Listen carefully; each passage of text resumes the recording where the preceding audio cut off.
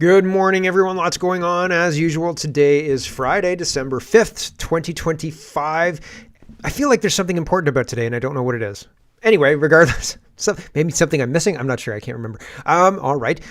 There's a fine for $140 million from the EU. They're trying to crack down on free speech, and Carney is trying to align Canada closer with the EU. If you think that C9 will not be used to levy big fines against platforms and things like that, I'm sure they're cooking up some way to actually bring that to fruition, and I hope I'm wrong about that, but they're actually doing it in the EU, and this is tyrannical, and we shouldn't accept it. And unfortunately, it's already being pretty well accepted in England, right? There's 12,000 people in jail and arrested a year. There's a whole bunch of limits on free speech that the seemingly free Western world is putting up with, and more are being added daily, and that's very, very concerning. Very concerning indeed. Trump bans migration from 30 countries. That's interesting. Smith moves to make sure the Alberta Prosperity Project gets its question. And I've got another update about Smith. She was misrepresented in the CBC. I know you're shocked. And what she said in French wasn't saying that she would campaign against the Separatist Party. So Jason Levine tracked down that story, and he's got that for us later in the show. No more questions after leaders' debates. They want to scrap the scrums and the place for anybody to come and ask questions of the leaders after the leaders' debates. I'm not surprised. They're trying to limit our ability to question anything, and why provide time and space for questions when questions are the last thing they want to answer or deal with, right? So yikes, our government doesn't work for us. The federal government wants to file your taxes for you, and that's a big red flag for me. And John Restad officially resigned yesterday, and there's more One BC news and news out of British Columbia more broadly with regards to the legislature, what they're doing to try and remove the threat of Dallas Brody and what One BC represents. They're trying to make the case that One BC is wasting time in the legislature. They're not focusing on serious problems, so on and so forth. They're trying to completely undermine basically the entire platform that One BC is running on. And I think that it's worth the time to look at. And so there's lots to get to. Let's get to it. First, we have to talk about trade. I didn't even talk about this at the beginning, but the USMCA is in jeopardy. What do I mean by that? I mean, Trump says he's going to let it expire. So when Trump says crap like that, people should listen. The pundits in Canada and the pundits in the West think that Trump is a drooling idiot or something like that. But when he says stuff like this, he can make it happen. And whether he's an idiot or not is immaterial in the face of him actually being able to action these threats. And if the USMCA is removed from Canada, I give Canada about a week before we're a 51st state, or before a very, very deep, very, very severe depression or recession kicks in. And until we join the United States, that recession won't abate. And it'll be crazy. I mean, there will be a lot of people impacted if anything that Trump is talking about here comes to fruition. So did I say lots to get to? Let's get to it. Let's get to it. Here's Trump talking about, yeah, well, we're not gonna renew the USMCA. We'll let it expire, and maybe we'll do another deal with Mexico and Canada. And so take this threat as it's intended, as a threat. And we should actually start doing something about the fentanyl. We should actually put our dairy and supply management up for negotiation. We should do the things that Trump has been asking us to do for years, so he doesn't have to economically annex us or something, right? Or whatever he's planning, because I don't think the full-scale economic destruction of Canada is what he's planning, but he's going to use the economy to force us to do what he wants. And if our leadership would prefer to destroy our country instead of doing what Trump wants, that's not the correct move here. And they could avoid this. I am firmly in the position that if Canada was acting intelligently and not like a bad faith, treasonous communist country, then we wouldn't have a problem. But we are acting like a bad faith, treasonous communist country. And if I was Trump, I'd probably be way worse than what Trump has been up to this point in time. So here's Trump talking about, hey, that USMCA, don't count on it. Just an ongoing thing. It expires in about a year, and we'll either let it expire or we'll maybe work out another deal with Mexico and Canada. But Look, Mexico and Canada have taken advantage of the United States, like just about every other country. Trump's framing is off. CUSMA does not expire in a year. But the trade agreement between Canada, the U.S., and Mexico will be reviewed and likely revised starting next June. In Washington, behind closed doors, high-stakes consultation hearings are now underway. Industry, business leaders, and experts telling the Trump administration what they think about the deal, which is also known here as USMCA. Just an ongoing thing. It expires in about a year. And so people are responding to Table Salt. Table Salt says, major breaking. Trump signals that he could exit from the USMCA entirely. This is an extinction level event to Canada. He's going to do it. I have a strong feeling about this. We're talking about 400,000 jobs and an instant severe recession. Yeah, all of that's terrible, right? And Julian Assange says, how did the Liberals think a Republican victory would turn out for them after Liberals prostrated themselves to the Democrat Party and did everything they could to get the Democrats reelected? They backed the wrong horse, and now Canadians are paying for their foolishness. Trudeau and Liberals chant 4 more years for Obama and give him a standing ovation in the House of Commons. F-A-F-O. So you idiots, you did this to yourselves. And yeah, I don't disagree. I have to say, I genuinely do not disagree. The Canadian Reset says this will be a great friendly meeting. President Trump will be charismatic, funny, and will also again conclude that Mark Carney is a world-class leader. Canada will get all European games, US all Spanish and South American games. Good luck, Mark Carney. I don't think so. We can't negotiate at all with Trump. But Scheinbaum, Trump, and Carney are meeting today for the World Cup draw or something like that, where the World Cup games are going in North America and South America, I guess. And so it'll be interesting, but I don't think we're making any headway here. Carney keeps telling Canada very, very, very plainly that he has no intention of changing anything. He says, our relationship with the United States is over. It's changed and we can't bring it back. It's gone. It's never going to be the same. And we've got to do more for ourselves than the United States can do for us. And that's a fantasy. That is a fantasy. You should be doing everything you can to fix this situation, not telling Canadians, prepare for the worst, guys. Get in crash positions, Canada, because it's going to be bad. That's the wrong response right now. Here's Western Standard, and they say BC Pulp and Paper Coalition says province, not Trump, to blame for mill closures. Trump is a convenient boogeyman, and he's the person they're going to blame in order to save their own skins for the bad policies they keep shoving down our throats. And because Trump is this convenient boogeyman, the pulp and paper mill closing, well, that's his fault too. And it's not. It's not. It's the bad policies of Canada. It's Canada acting in bad faith, like a communist, treasonous government. And would you deal with us? I wouldn't deal with us. We're snakes. We didn't even respect the USMCA during the trade issues previously, when Trump was putting excess trade tariffs on Canada. We were not respecting the USMCA when we were tariffing things that were under the USMCA. And the Americans had to say, like, hey, you have to stop that.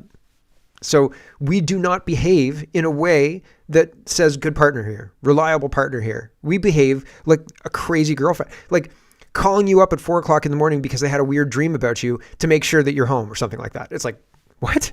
What do you do? What? And so we are behaving crazy and acting offended when the sane person says, what are you doing? What are you doing? Like, you actually want to continue trading with us? Because it doesn't seem like you do. Ryan says of Mark Carney says, it's often the most vulnerable Canadians. This is our grab bag of governance money edition. It's often the most vulnerable Canadians who don't file their taxes and miss out on the benefits they need or have paid into. So we're introducing automatic federal benefits, pre-filing taxes for up to 5.5 million lower income Canadians. Don't you do it. We'll do it for you, says the government. I'm from the government. I'm here to help, right? Those are the worst things to hear from a government. Ryan says, I remember being denied EI benefits by your government that I paid into for years when I was wrongfully fired for refusing to take an experimental product. The other thing about EI is they pushed everybody into the curb. You were not allowed to choose to have EI. You couldn't say, listen, like, I qualify for EI, the old EI program. I want that. Couldn't have that. You had to have CURB. And so when that happened, then they came back years later and said, you have to repay that CURB money that you stole from us, you stealer. And that's erroneous too. Right? Like, and so that's a weird thing. They deny people benefits. They push you into programs that you don't need. And then years later and so you take the money and you're like, okay, I guess, like, whatever. And then years later you get mail saying you took this money and you have to give it back. And it's like, well, actually I applied for EI and you forced me onto this program that I didn't need. And so it is not a benevolent government. It is not a nice government that's doing this. It is a government that wants more control, in my opinion. Pierre Poilievre's highlighting the increase in food prices. Yesterday, I was saying food is surprisingly cheap. And what I'm talking about is not that food is surprisingly cheap compared to what it used to be, because I grew up in the early 2000s, and I was 20 in the early 2000s and 2008 even during the crash and things like that. What I mean is I can still get 3 boxes of cereal for $10. The beef and the meat is abundant and on the shelves, and it's not 80% of my take-home salary. I looked in history. I was looking in history. I like to compare history. I think often to myself that my bed is much more comfortable than kings of like Henry VIII's time type deal. Like, I have a bed that is way more comfortable than them. But I think, what did people spend money on way back in the day? And I guess there wasn't, Xboxes and video games and movies to go to and things like that. But like 80% of the salary of their what they earned went to food, right? And we're nowhere close to that. And so my point was not that food is cheap. Food is expensive, and I'm not saying food's cheap, but like 3 boxes of cereal, pretty cheap. There's lots and lots of meat everywhere, pretty cheap. You could afford it to eat meat multiple times a week. And that's still cheap, because where they want us to go is not to be able to afford anything. They want us to not be able to afford meat. Should be a special treat, right? You get meat once a week, and otherwise you're eating noodles, right? And beans or something like that. And vegetarian, because, cow farts and things like that. We are being pushed. Our economy is being pushed, and they're trying to max us out. That's what the carbon tax is about. That's what all of these bird flus and things like that. We got to kill all these animals. That's what it's all about. It's targeting a specific industry and jacking up the prices. They're letting us grow food, and then they kill the food before we can actually eat the food. And they starve us in this way, Holodomor style. When I say food is cheap and plentiful, I mean compared to what's coming. And I hope I'm wrong about that. But look at what's happened in the last 15 years. Right? Food is drastically more expensive. Just the last 10. This is a Pierre Poilievre tweet talking about the last 10. So that's what I mean. I hope that makes more sense. Pierre Poilievre says Canada's food price report shows Canadian families' grocery bills doubling after a decade of Liberals. Scrap all hidden Liberal taxes on groceries so families can afford nutritious food. Annual family grocery bill 2015, that's $8,286. In 2026, $17,572. So presumably in 2025, it's $16,000, because we're supposed to be getting a $1,000 bump next year. That's the inflationary bump for food costs, right? And all of those food costs are being layered on when people are losing their jobs. And so here's Aaron Gunn, and he's talking about this. And the Liberals pivot and talk about how they support softwood lumber, and they don't engage with the lost employment, the lost jobs, and the impact that has. Here we go. The honourable member for North Island, Powell River. Devastated, gutted, heartbroken. Just 3 of the emotions I felt after learning 375 Canadians would be losing their jobs with the closing of the Crofton Mill. These are Canadians with mortgage payments, with young families, Canadians who were already struggling with the rising cost of living before receiving this terrible news. This government promised to support our workers and secure market access for our goods. Instead, lumber tariffs have tripled and thousands of Canadians have lost their jobs. If their so-called plan is really working, can they guarantee that no more mills in Canada will close as a result? The Honourable Secretary of State for Seniors. Mr. Speaker, that Conservative member needs to take several seats. On my riding of Vancouver Island, I can tell you that they know we are supporting the softwood lumber industry, whereas their plan is to, quote, get out of the way, to, quote, do nothing. Our government is investing in... So they're not interested in actually dealing with this issue. They're saying, we support softwood lumber. We're helping. We're not hurting. And they are hurting. Their policies harm us. And you can't have a conversation with them because they're ideologues. Holly Doan says Canada Post is seeking more emergency funding. A PSPC SPA manager, Public Services and Procurement Management, suggests MPs have speculated Canada Post requires another $500 million after receiving $1.034 billion line of credit last year. A line of credit will give you a loan. Okay, sounds good, guys. Canada Post, why is it that Amazon can make a profit with their shipping, right? And Canada Post can't? Or like the U.S. Post Office, they can make a profit, right? Their thing works. How come ours worked in the past, didn't it? Right? So what do we need to do to make it work? Because it seems like we're bloated with senior management and we don't have enough people to actually do the job. So I don't know. Here is Michelle Rempel Garner, and she says, watch this and feel my frustration. Again, this is refugees or fake refugees who are getting access to our healthcare system. And Michelle Rempel says, why are we doing this? Why don't we just deport them? And you get the liberal tap dance. You get the liberal talking about, if the conservatives just did this and that. They say we want to give healthcare to people who don't have healthcare. And Michelle Rempel says, I agree with you, but it's not really, I don't know. The whole thing is kind of wonky. So you're asking Parliament to give your department about $600 million extra dollars for the interim federal health program, and that is the program by which you give a lot of supplemental benefits like vision care and mental health supports to people even who have failed asylum claims. Do you think that it's fair that, like, let's say a Canadian senior who has paid taxes all their lives get less types of supplementary benefits than asylum seeker who has a failed claim, like somebody who's a bogus asylum claimant? Do you think, like, why should I give you $600 million for bogus asylum claimants when Canadian seniors can't get basic health care? How does that make any sense to you? So thanks for that. Couple of things. One, if you took a look at the budget, we have introduced a copay to handle some of that. How much do you expect people to pay? But as well, the dollar amount that you referred to stems from the fact that it is an interim federal health program where the volumes were up. Yes. A copay from fake asylum seekers. A copay. So they're going to use tax dollars that we're giving them to copay for the free healthcare that we're giving them? How does a copay work? Years ago. Yes, because you welcome to Canada 500, 600,000 people who have bogus asylum claims. I'm aware that the numbers are up, and that's why you're asking us for. Right. I just asked you, is it fair? Like, you're asking taxpayers, us to send you $600 million to pay for things like orthotics and vision care for people who have bogus asylum claimants and are still in the country. So is that fair? Why would I do that?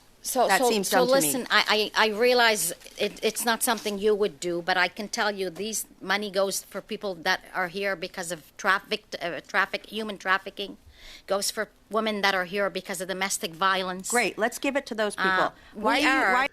No. If those people have failed asylum claims, and you say, but they were human trafficked, they're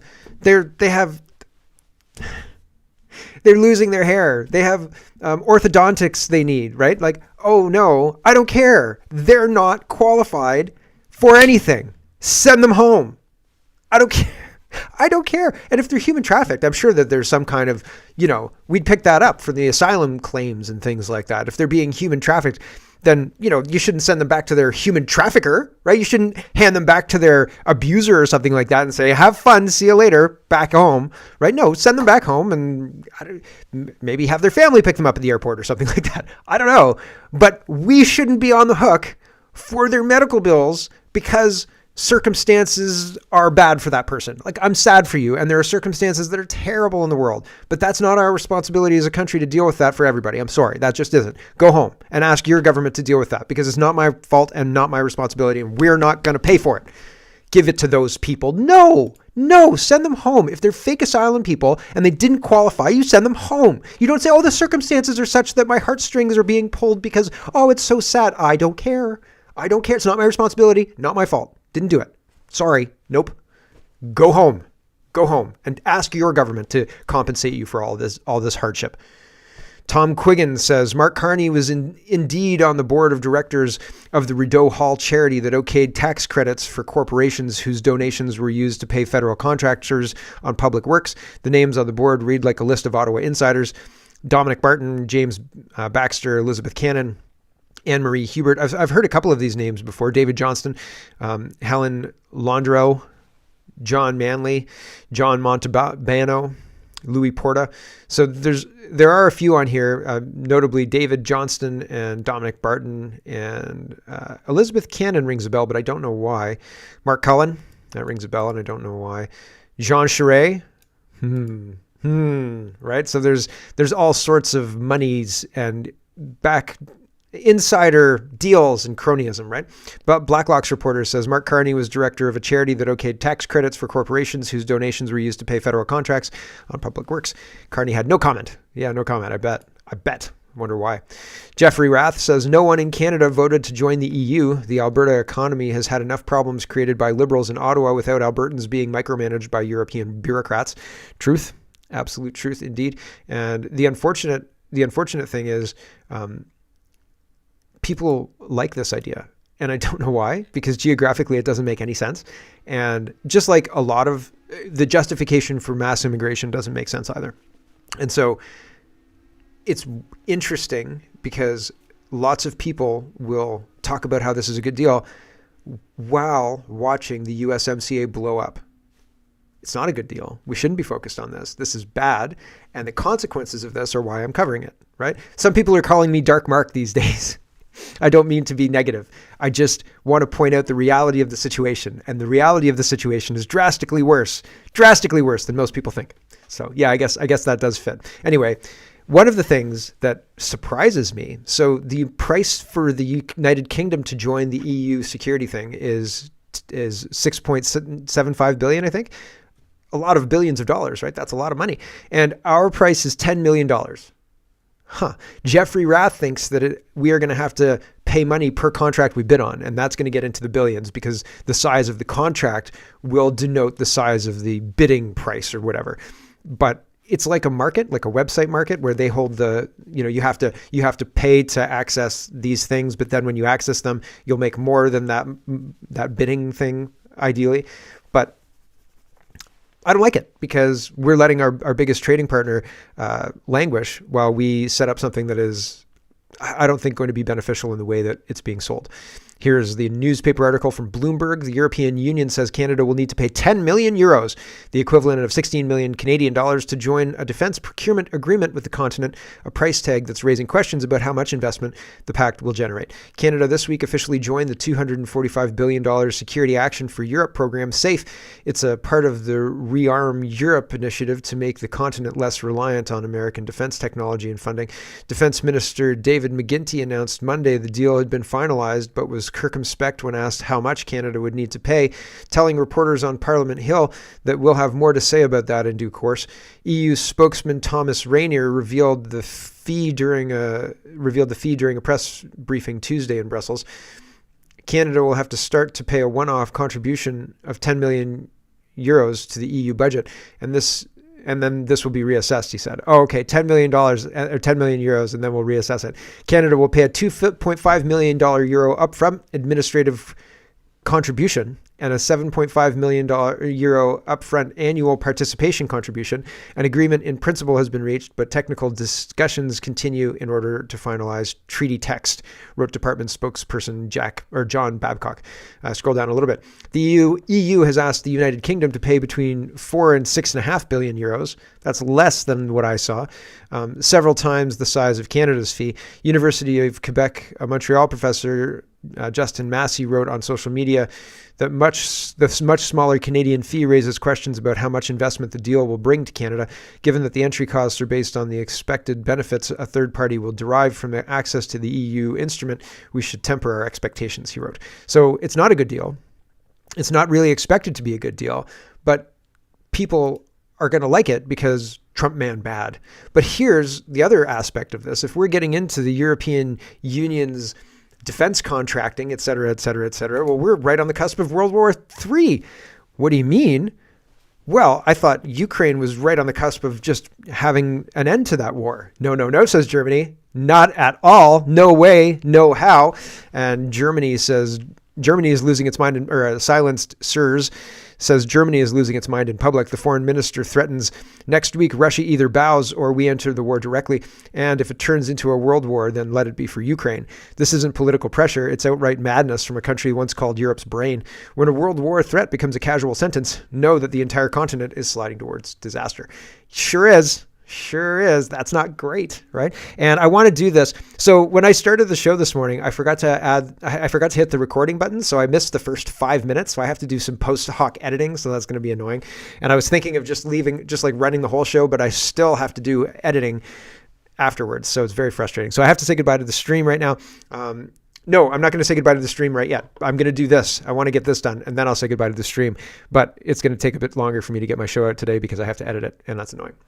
I digress. Here is Ryan Gerritsen, and he's talking about C9, and C9 is terrible, and it's way worse than you think, and we're being attacked on multiple vectors. Our speech is just one of them. Here's this guy talking about how bad C9 really is. Here's what people are missing about Bill C9. It's not really about hate crimes as much as it is about thought crimes. And what really troubles me is that now the government and police officers on the ground can look at your actions and imply or impose upon you what you were thinking when you did it, so that an offense under the criminal code now has a hate crime element to it, which dramatically increases the penalties you would be facing, and it's rife for misapplication to control speech. So if you start criticizing a policy or criticizing a group in Canada that's doing something that you think hurts Canada, they can say, oh my God, that's a hate crime. And now you're going to be at the mercy of a police department that's politically correct, laying charges that could destroy your life. We've seen what it did in England and Scotland and Ireland. And essentially the police over there are spending their resources arresting people for Facebook posts while rapes go uncharged, uninvestigated, while the country is falling apart, because these are visible things that we can show that it looks like the government is protecting the vulnerable by curtailing the speech of its citizenry, but it doesn't allow the citizenry to criticize the government. It's a double-edged sword. We should be very careful about Bill C9, and we should do everything we can to make sure it doesn't pass into law.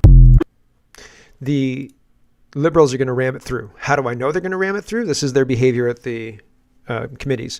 Larry Brock says the Liberal chair just canceled today's Justice Committee meeting on Bill C9. This comes less than 24 hours after the Liberal MPs stood in the House accusing Conservatives of delays, claiming that the government was committed to moving justice reforms forward. But today they canceled the meeting themselves. The Liberals can't manage their own agenda, can't manage the Justice Committee, and they certainly can't fix the crime and bail chaos they created. Canadians deserve competence, not a government that says one thing in front of the cameras and does the exact opposite behind closed doors. That's going to continue, right? Here is, there's another one. There's another one about there should have been another one about about what's going on with C9, but I digress. We'll move on. Robbie Starbuck says the EU Commission is hitting X with a $140 million fine for refusing to censor people to the liking of EU tyrants. President Trump should not allow the EU to bully U.S. companies. The EU needs the United States, not the other way around. Trump should hit the EU with a tsunami of pain. Yep. So Elon Musk's X hit with a $140 million fine in Europe. Not great. Not very good at all. J.D. Vance says rumors are swirling that the EU Commission will fine X hundreds of millions of dollars for not engaging in censorship. The EU should not be supporting free speech nor attacking American companies over garbage. So we'll see if the United States weighs in on this. I'm not sure they will. With that, I'm going to say goodbye to the stream. So if you want the whole show, head over to Canada